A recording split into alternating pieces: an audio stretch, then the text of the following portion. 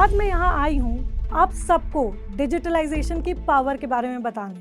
अगर आप एक हाउसवाइफ हैं, अगर आप एक विमेन हैं, तो इतने सारे लोग जब डिजिटलाइजेशन का फ़ायदा उठा रहे हैं, तो आप घर पर छुपकर क्यों बैठे हैं? आपको भी इस चीज़ का फ़ायदा उठाना चाहिए। मैं आपको स्टेप बाय स्टेप प्रोसेस बताऊंगी कि कैसे आप डिजिटलाइजेशन के थ्रू घर बैठे बैठे कम पैसों में लाखों का इनकम जनरेट कर सकते हैं। तो सबसे पहले हम शुरू करेंगे पॉइंट 1 से।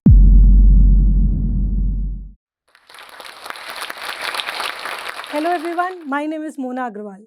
मैं एक social media agency owner, business coach, speaker और कंटेंट क्रिएटर हूँ। मैं मध्य प्रदेश के एक छोटी जगह से आती हूँ जिसका नाम है सिंगरौली। आप में से बहुत सारे लोगों ने शायद इस जगह का नाम भी नहीं सुना होगा। पर आज मैं आपको अपनी जर्नी के बारे में बताने जा रही हूँ, जिसमें बिना किसी फैंसी इक्विपमेंट, बिना किसी ऑफिस, बिना किसी एम्प्लॉय के मैंने अपनी जर्नी ज़ीरो से शुरू की और बस कुछ सालों के बाद 1 करोड़ से ज़्यादा का रेवेन्यू बिल्ड किया। और आज मैं यहाँ आई हूँ आप सबको डिजिटलाइजेशन की पावर के बारे में बताने। अगर आप एक हाउसवाइफ हैं, अगर आप एक विमेन हैं, तो इतने सारे लोग जब डिजिटलाइजेशन का फ़ायदा उठा रहे हैं, तो आप घर पर छुपकर क्यों बैठे हैं? आपको भी इस चीज़ का फ़ायदा उठाना चाहिए। मैं आपको स्टेप बाय स्टेप प्रोसेस बताऊँगी कि कैसे आप डिजिटलाइजेशन के थ्रू घर बैठे-बैठे कम पैसों में लाखों का इनकम जनरेट कर सकते हैं। जब मैं 18 साल की थी, कॉलेज के फर्स्ट ईयर में थी, तभी से मेरे अंदर बहुत ज़्यादा चुल थी कि मुझे तो अपने खुद के पैसे कमाने हैं, मुझे स्टेबल होना है फाइनेंशियली। तो तब मैंने क्या किया, मैं फेसबुक पर गई और अलग-अलग जगहों पर जाकर बहुत कुछ ढूँढा। फाइनली मुझे एक डेटा एंट्री की जॉब मिली, जो कि एक फ्रॉड वेबसाइट थी। अब वहाँ तो मैंने अपने 2000 रुपए खो दिए, लेकिन उसके बाद भी मैं रुकी नहीं। मैं फेसबुक पर गई, काफ़ी सारे ग्रुप्स में ढूँढने के बाद मुझे जाकर एक टर्म पता चला जिसका नाम था कंटेंट राइटिंग। वहीं से मुझे एक मेंटोर मिले। उन मेंटोर के साथ काम करके मुझे फाइनली एक आइडिया आया कि चलो अब हम दोनों मिलके वेबसाइट्स के लिए ब्लॉग्स लिखते हैं। वहाँ से कमाए हुए पैसे मेरी ज़िंदगी के फर्स्ट 1000 रुपीज़ थे और ये पैसे इतने ज़्यादा ब्यूटीफुल और एम्पावरिंग थे कि वहाँ से मेरे अंदर हिम्मत आई कि जब मैं इंटरनेट के थ्रू 1000 रुपए कमा सकती हूँ, तो मैं और क्या-क्या कर सकती हूँ यहाँ। तो आज मैं यहाँ पर आई हूँ सारी औरतों या हाउसवाइफ्स को बताने कि कैसे कम पैसों में आप सोशल मीडिया का यूज़ करके बहुत सारे पैसे कमा सकते हैं और घर बैठे-बैठे एक अच्छा बिज़नेस बना सकते हैं। तो सबसे पहले हम शुरू करेंगे पॉइंट 1 से, जिसमें मैं ये बताना चाहूँगी कि आपको अपना स्किल या पैशन ढूँढना चाहिए। अब कई लोग अचार बनाने में बहुत अच्छे होते हैं, कई लोग सिलाई का काम बहुत अच्छा करते हैं, कई लोग बहुत ज़्यादा कॉन्फिडेंट स्पीकर हैं, कोई पढ़ाई में बहुत ज़्यादा अच्छा है तो वो बाकी लोगों को ट्रेनिंग देना चाहता है। तो सबसे पहले आप पहचानिए कि मेरे अंदर स्किल कौन-सी बहुत अच्छी है, क्योंकि हर स्किल के लिए आज के टाइम पे मार्केट में पैसा है। आप निशा मधुलिका जी को ही देख लीजिए, वो खाना बनाने में बहुत अच्छी थी, तो उन्होंने यूट्यूब पर अपनी वीडियोज़ बनानी शुरू कर दी और आज के टाइम पे वो सबसे ज़्यादा अमीर फीमेल यूट्यूबर हैं इंडिया में। तो वैसे ही आप भी अपनी स्किल को पहचानिए कि कैसे छोटी-छोटी चीज़ों से आप पैसे कमाने के तरीके ढूँढ सकते हैं। स्टेप नंबर 2, सेकंड स्टेप पे आप अपने लिए एक सोशल मीडिया प्लेटफ़ॉर्म चूज़ करिए। सबसे बड़ी गलती जो सारी औरतें हाउसवाइफ्स करती हैं, वो ये करती हैं कि उनको सब जगह एक साथ जाना है और उनको बहुत कन्फ्यूज़न होती है कि कहाँ जाएँ, कैसे अपना सामान बेचें। हमने अचार तो बना लिया है, अब उसको सेल कैसे किया जाए? हमने घर पे एक ज्वेलरी तो बना ली है, उसको बेचा कैसा जाए? हमने सिलाई तो कर ली है, लेकिन आगे हम क्या करें? तो आपको क्या करना है, आपको अपने लिए एक सोशल मीडिया प्लेटफ़ॉर्म ढूँढना है। जैसे कि फ़ेसबुक, इंस्टाग्राम, यूट्यूब, लिंक्डइन, कोई भी एक प्लेटफ़ॉर्म हो सकता है। अगर आपका आर्ट एंड क्राफ्ट की ज्वेलरी का काम है, तो आप क्या करेंगे, आप जाएँगे इंस्टाग्राम पर और वहाँ पर सारी वीडियोज़ आप रिकॉर्ड करिए कि कैसे मेरी ज्वेलरी बनाने का प्रोसेस था, ये एक फाइनल प्रोडक्ट निकल के आया है, ये मेरा फाइनल आउटपुट है। तो ऐसे आप इंस्टाग्राम पर सारी वीडियोज़ को अपलोड कीजिए डेली। लोग आपको देखेंगे, आपके काम को देखेंगे और उससे आपके पास आकर सवाल पूछेंगे और आपसे सामान खरीदना चाहेंगे। यही चीज़ नैन्सी त्यागी जी ने भी की थी। उन्होंने भी डेली सोर्सिंग का काम किया, इधर-उधर से जाकर ड्रेसेज़ ली, अच्छे से सिलाई की और उसके बाद सोशल मीडिया पे वो पूरा प्रोसेस, फाइनल आउटपुट सब कुछ अपलोड करती थी। उन्होंने भी तो अपनी इस चीज़ की शुरुआत घर बैठे-बैठे की थी। वो बाहर गई, छोटे-मोटे कपड़े इकट्ठे किए, उससे टॉप्स बनाती थी सिलाई कर के और इन सारी चीज़ों की वीडियोज़ वो सोशल मीडिया पर अपलोड कर देती थी। वैसे ही आपको भी एक ही प्लेटफ़ॉर्म चूज़ करना है। अगर आपको लगता है कि मैं कहानियाँ बहुत अच्छी लिखता हूँ, तो आप फ़ेसबुक ग्रुप पर जाइए। वहाँ पर जाके आप अपनी स्टोरीज़ पोस्ट कीजिए इसके अलावा आप क्या कर सकते हैं, आप बड़े-बड़े यूट्यूबर्स या फेसबुक क्रिएटर्स को मैसेज कर सकते हैं, जो लोग डेली कंटेंट की शूटिंग करते हैं। आप उनको बोल सकते हैं कि आपको अपने लिए स्टोरीज़ चाहिए, तो वो स्टोरीज़ मैं लिखती हूँ। ऐसे आप अपनी स्टोरी का यूज़ कर सकते हैं। ऐसा ही कुछ मेरे एक क्लाइंट ने भी किया था। उनका आर्ट एंड क्राफ्ट का बिज़नेस था। वो छोटे-छोटे स्क्रैप या क्राफ्ट पेपर्स को यूज़ करके बहुत अच्छे-अच्छे गिफ्ट्स बनाती थी और ऐसे ही उन्होंने इंस्टाग्राम पे काफ़ी कुछ अपलोड किया, उनके पास इंक्वायरीज़ आने लग गई और महीने का पा 50 से 60 हज़ार का बिज़नेस उन्होंने करना शुरू किया। तो ऐसे ही आप सबसे पहले अपनी स्किल को पहचानिए, उस स्किल की बहुत ज़्यादा प्रैक्टिस करिए। उसके बाद कोई भी एक प्लेटफ़ॉर्म ढूँढिए, वहाँ पे अपने प्रोसेस, फाइनल आउटपुट सारी चीज़ों की वीडियोज़ आप टाइम टू टाइम अपलोड करें। अब आपको लग रहा होगा क्या ये दोनों चीज़ें करने से काम बन जाएगा? नहीं, और इसीलिए हम आते हैं अपने थर्ड स्टेप पे, व्हिच इज़ कंसिस्टेंसी। बहुत लोग अपने बिज़नेस पे बहुत जल्दी गिव अप कर देते हैं। वो अपने बिज़नेस को टाइम ही नहीं देते, उसके बारे में पढ़ते ही नहीं हैं, समझते ही नहीं हैं। मेरे पास आज भी इंस्टाग्राम पे इतनी सारी क्वेरीज़ आती है, जिसमें किसी औरत का परफ्यूम का बिज़नेस है, किसी का ऑयल का बिज़नेस है, लेकिन ये लोग अपने बिज़नेस को टाइम ही नहीं देते। सिर्फ 5 से 6 महीने में इन्हें लगता है कि अब तो मैंने डेली पोस्ट भी कर लिया, मेरे पास तो कस्टमर ही नहीं आ रहे। बट ऐसा नहीं होता।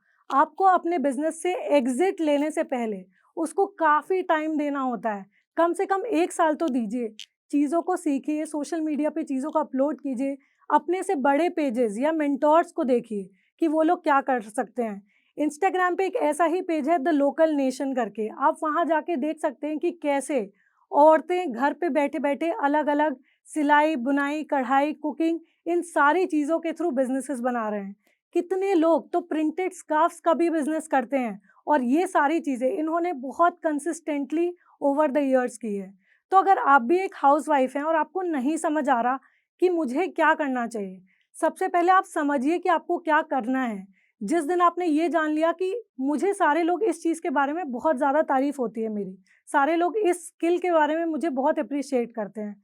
जिस दिन आपने ये फिगर आउट कर लिया कि मैं इस चीज़ में बहुत अच्छी हूँ, आपका नेक्स्ट स्टेप यही है कि आप सोशल मीडिया पे जाएँ, अपना अकाउंट बनाएँ और कम से कम इस चीज़ को 1 साल दें। आप कंसिस्टेंटली वहाँ पर चीज़ें डालें। अब आपको लग रहा होगा ठीक है, कंसिस्टेंसी भी हो गई, सोशल मीडिया पे वीडियो भी अपलोड कर दिया। अभी भी सेल्स नहीं आ रही तो मैं नेक्स्ट क्या करूँ? क्या होना चाहिए मेरा अगला स्टेप? सेल्स तो नहीं मिल रही हैं।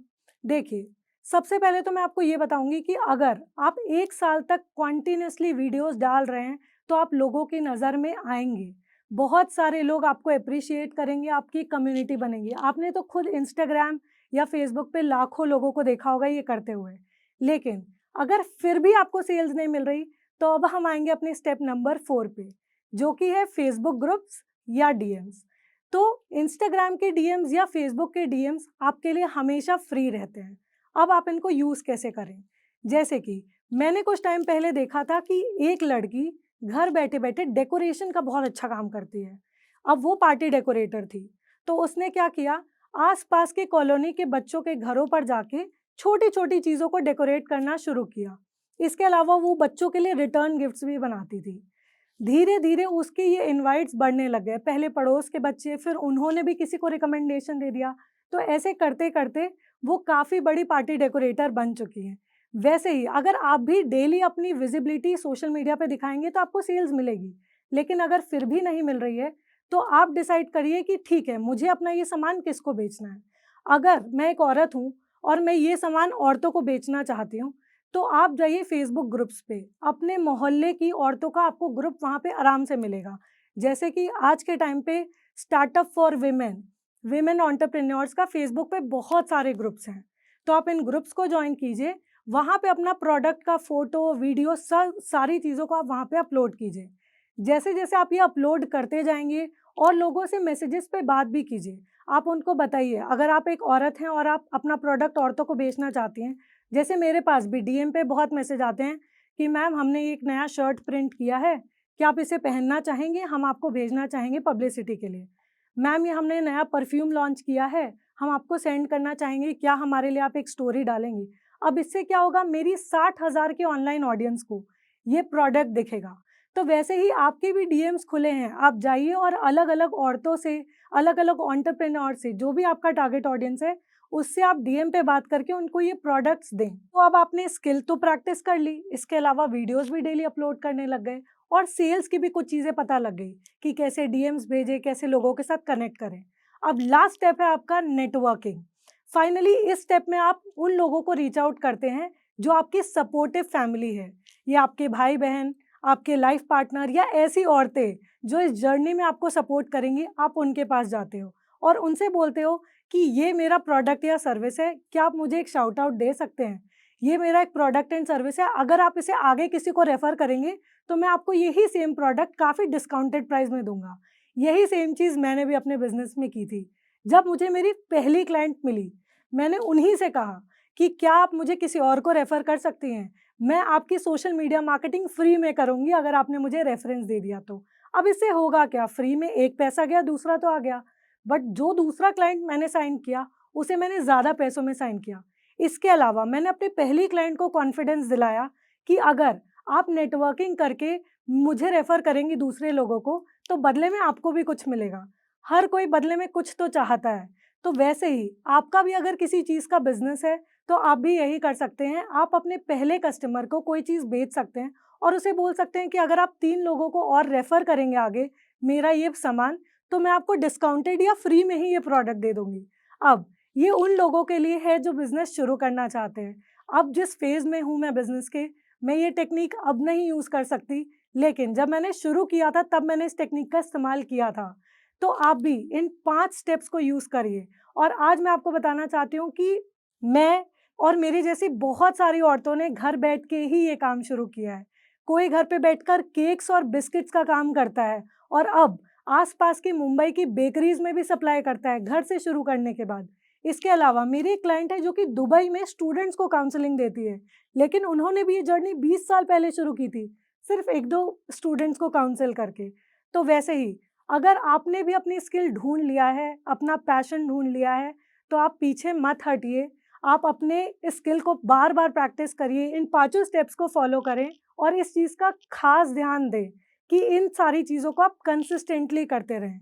सोशल मीडिया ने बहुत सारे लोगों के लिए दरवाज़े खोल दिए हैं, तो आपके लिए भी खोलेगा ही। अब जैसे मैंने अपनी मार्केटिंग एजेंसी जब शुरू की थी, तब मेरे पास कोई भी क्लाइंट नहीं था, लेकिन यही सेम जर्नी मैंने फ़ॉलो की। मैंने सबसे पहले अपनी स्किल पहचानी कि मैं सोशल मीडिया मार्केटिंग में अच्छी हूँ। अब नेक्स्ट स्टेप में मैंने क्या किया, इस स्किल को पहचानने के बाद मैंने इंस्टाग्राम और लिंक्डइन पे अपना खुद का एक अकाउंट बनाया। मैं डेली वहाँ कंटेंट डालती रही और यही हुआ, लोगों ने मुझे देखा और फाइनली मेरे सर्विसेज़ के बारे में पूछा, मेरे कोचिंग्स के बारे में पूछा। मैंने एक क्लाइंट को साइन किया, आगे उनसे रेफरल माँगा और फाइनली डीएम्स पे उनसे बात भी की, जो आपका स्टेप नंबर 3 है। वहाँ से धीरे-धीरे मेरा क्लाइंटेल बहुत ज़्यादा बढ़ता गया, बिना किसी भी रिसोर्सेज़ के। शुरू करने के बाद भी आज के टाइम पे मेरा अपना खुद का एक ऑफ़िस है, मेरे साथ को-फाउंडर हैं, मेरे टीम मेंबर्स हैं। तो बहुत आगे आ गए हैं हम इस जर्नी में और आज तो आप सबके सामने आकर यहाँ बोलने का भी मौका मिल रहा है, आप सबको मोटिवेट करने का भी मौका मिल रहा है। तो मैं यही बोलना चाहूँगी कि प्लीज़ घर पे मत बैठो, प्लीज़ सबकी बातें ऐसे मत सुनो कि आप नहीं कर सकते, आपको बहुत कॉम्पिटिशन मिलेगा। बहुत लोग बोलेंगे यार ये तो सभी कर रहे हैं, तू कर रही है तो क्या नया होगा? लेकिन ऐसा नहीं होता, सबका एक अपना यूनिक स्टाइल है, सबका एक यूनिक यूएसपी है। जब मैंने सोशल मीडिया मार्केटिंग शुरू की थी बहुत लोग कर रहे थे, लेकिन अभी भी मेरे पास बहुत सारे क्लाइंट्स हैं। तो वैसे ही अगर ऐसा कोई भी बिज़नेस है जो आप मार्केट में देख रहे हैं अच्छा चल रहा है और आप करना चाहते हैं, आप उसको करें। क्योंकि सोशल मीडिया पे आपका एक अलग ही स्टाइल, यूएसपी सब कुछ दिखेगा और लोग आपको पसंद करेंगे। तो I wish good luck to everyone out there, every women out there and I wish you all the best. अपना काम शुरू करें, अपना बिजनेस शुरू करें एंड सक्सीड करें। और अब मैं जोश टॉक्स आशा का धन्यवाद करना चाहती हूँ कि उन्होंने मुझे इस प्लेटफॉर्म पर बुलाया और आप सबके साथ ये सारी स्ट्रैटेजीज शेयर करने का मौका दिया। Thank you so much.